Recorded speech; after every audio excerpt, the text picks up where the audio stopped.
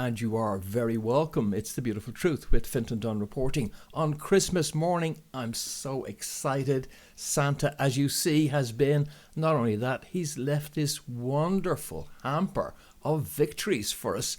I want to get stuck in and start opening the presents. Will you give me a hand? Here we go. Let's try the first one. Oh, look, it's Ron DeSantis. And what's the headline here? Florida Supreme Court approves DeSantis' call for coronavirus vaccine grand jury in the last couple of days. Santa, wow, you've outdone yourself. Didn't expect this, Santa. And that was just in the last few days. Let's have a little read. Anything there that might be of interest to us? Siding with vaccine suspicions and conspiracies. Oh, this is very interesting. Let's check it out. It says DeSantis clearly siding with those who've promoted vaccine suspicions and conspiracies, said that with the grand jury investigation, we'll be able to get more information and bring legal accountability for those who committed misconduct. DeSantis' focus includes companies which manufacture vaccines and the recommendations by the Centers for Disease Control and Prevention. He also endorsed criticism from roundtable panelists who accuse vaccine manufacturers of withholding data regarding links between vaccines and heart problems. Do you realize the implications of all that? We're talking criminal investigations now into the CDC, into pharma, into the vaccine process entirely. That's something that was expected to happen, folks, maybe a while down the road, as long down the road as they could push it down the road before accountability would come a-knocking. And the Florida Supreme Court and Ron DeSantis has knocked. And that will be heard. The reverberations of that will go round the planet. It was always hoped that no country would have the testicles to do this, but Florida's as big as a country, and this guy has the testicles. Wow, that was a great present. Can't wait to see the second one. Here we go. Thanks, Ron. And can the Never Kevin Caucus hold the line? 5 House Republicans say they won't support Republican leader Kevin McCarthy, enough to deny him the Speaker's gavel. But they're facing enormous pressure to cave. This is the unexpected benefit of not getting a sizable majority in the House of Representatives. What you're saying, dude, you just said the benefit of not getting a larger majority. What benefit could there be to only having a slim majority in the House? Well, the benefit is that 5 House Republicans with enough testicles can hold the entire process hostage. We're just not going to vote for Kevin McCarthy. He needs 218 votes. With our absence, he's stuck. He can't get there, and we just ain't voting for him. Because he's the old guard. He's the way things used to be done. And yeah, nicey, but it's the same old GOP. And so we need change. We need change from all that.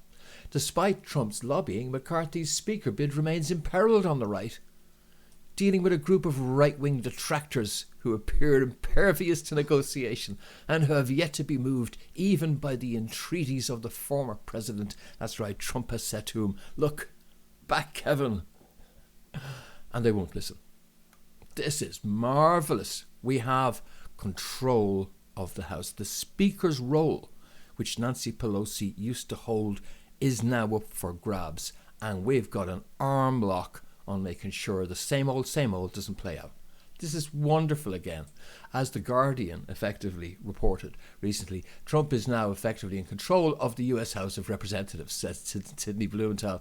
He described Kevin McCarthy as a mere stooge until he's replaced by someone even more Trumpist. Well, who could someone even more Trumpist possibly be? Well, one of the tactics is that a GOP majority could install Trump as the Speaker of the House. The Matt Gaetz, the Florida, one for Florida again, representative who's leading this band of 5 rebels, has floated that idea before. And you could get Donald Trump on the 3rd of January making the calls and being the Speaker, not permanently, but for 100 days in order to set the agenda, shall we say, unambiguously in a way that McCarthy can't be relied upon to do, and then back out and an agreed, resolution of the conflict between the 5 rebels and the rest of the establishment party will be worked out subsequently. That's the way it could potentially head. This is the level of power which we now have, and of course, it's not in the interest of everybody to tell you that either mainstream or alternative. I'm enjoying this. Let's go for the next one. Here we go. Elon Musk says that Twitter is not on the fast lane to bankruptcy anymore. Well, that's encouraging news. And he says everything seems to be going in the right direction now. Well, this is very interesting. And I'm very happy to see that things have worked out so well for Elon. I think if you want to get an insight into what's going on here, then look at the timing. You see, if this scandal had broken any earlier, his revelations, etc., then they would have damaged the Democrats ahead of the midterm elections. They didn't. These revelations all waited until the midterms were out of the way, until the result of that was known, until it was absolutely obvious that the House of Representatives, under Republican control, was going to come after Twitter anyway and investigate it anyway, even if Elon Musk did nothing. They're coming after all of big tech. They're coming after to take away their ability to suppress your free speech. And the interesting thing is that will start on the 3rd of January. And now, in advance of that, Elon is leaving the company, putting it back in other hands, backing out and heading off into the sunset. And so he has perfectly occupied the interregnum between the midterm elections and the start of the Republican Congress.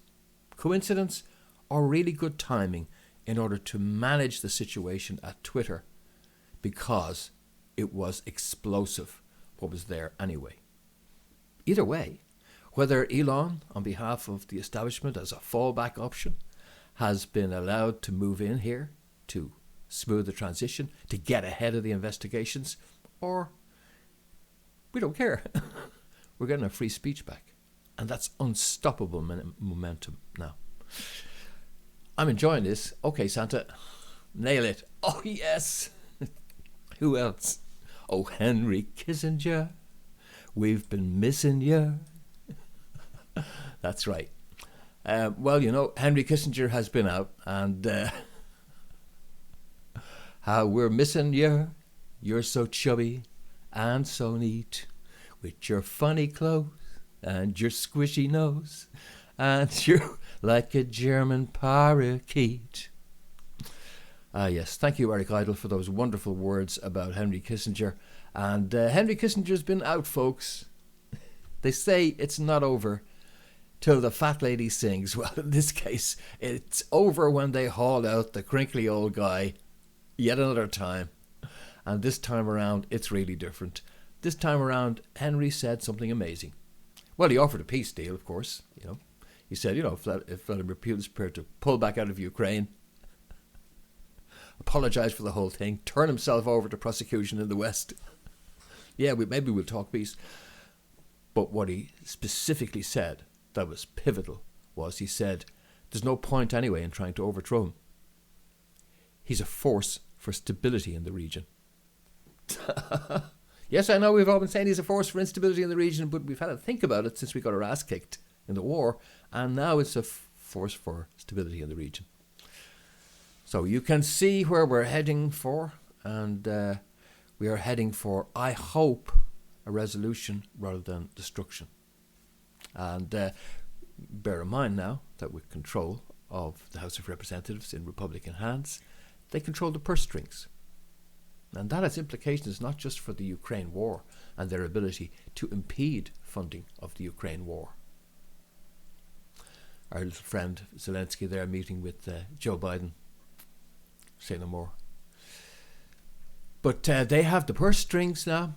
They can cut off funding to that, and they can and have determined they are willing to cut off funding to the FBI, to investigate and reform the DOJ, and to launch another church commission into the CIA. This is wholesale reform from top to bottom that's being planned. And so it's going to impact not just the continuing war in Ukraine, with lots of other stuff before. And so we come to Klaus Schwab. And I would just like to remind you of the immortal words of Klaus. And yet another victory for us. The pandemic represents a rare but narrow window of opportunity to reflect, reimagine, and reset our world. Yeah, that's right, Klaus. What did you say? You said it was a narrow window of opportunity. Well, guess what, Klausy baby? You missed your window. The people saw through it and you missed your window. It's all screwed now. You notice how Klaus and Bill Gates are now a negative in terms of their PR usefulness? A negative? No, they're trashed. Klaus's dreams are trashed. Everybody's seen what's going on. Everybody understands what's going on. We even had in the Irish Parliament Mattie McGrath, a representative from a rural area of the country, being sneered at as he carefully read into the record the fact that our current Prime Minister, who is a doctor, is also a member of Klaus's World Economic Forum, don't you know? Yeah. So, when the dogs in the street can see stuff, I was about to say SHYT, can see stuff, everybody can see it. The truth, though not faced, is now like the emperor's new clothes. It's getting visible to the ones with the open minds, and even to some with the closed minds. Here we go. We move swiftly on. Yes, gays against groomers. Got to be one of the best phrases of 2022. As we saw the trans hysteria bandwagon all about me thing reach its limits. I won't go into it in great detail. Don't have to. We had a great interview which you can check out in the back catalogue on this very topic. Gays Against Groomers and all the others who have helped to do that deserve our congratulations for a job well done, for standing up to hysteria, and yet another victory for us. Unfortunately, we didn't quite win in Arizona with Kari Lake. Her election lawsuit, while we had great news out of Florida, just ahead of the Christmas break, we had bad news because she didn't make it. However, she's to appeal the ruling. What I will take away from all that is what we did see here for the first time was a judge agree to open a court hearing into an election. That was a signature moment. And the other thing I take away from all of this is that, as you see, with control of the House of Representatives in the United States now in the hands of Republicans, the ability to steal elections is limited. And when there's sufficient power behind the movement for change, it sweeps all aside, and it's granted that majority to Republicans that denies Joe Biden exactly what he needs. I couldn't move away from 2022 without reflecting what happened there in recent weeks with the coup in Germany. As you may have heard, on the morning of December the 7th, 2022, 3,000 members of the German police, armed and clad in tactical gear, descended on 50 homes in Germany, Austria and Italy and arrested 25 people accused of plotting to overthrow the government. It was one of the largest operations in German history. What an unbelievable thing. These people were going to take over the country. I'm glad they were stopped. Obviously, they had advanced plans. I believe they had at least one old shotgun and a bow and arrow and a slingshot. And so I think the plan was that 4 or 5 of them would head up into the north of Germany, go into major cities like, say, Dusseldorf, places like that, into the central square, out with the slingshot. We're taking over. I want the chief of police reporting to me. Within the hour, we're taking over. See? Whew. Lucky they were stopped.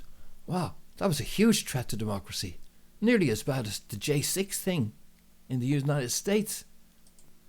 And, even that attempted insurrection, where they forgot to bring any weapons, that's being flipped as well.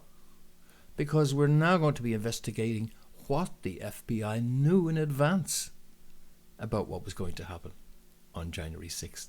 And what others knew in advance.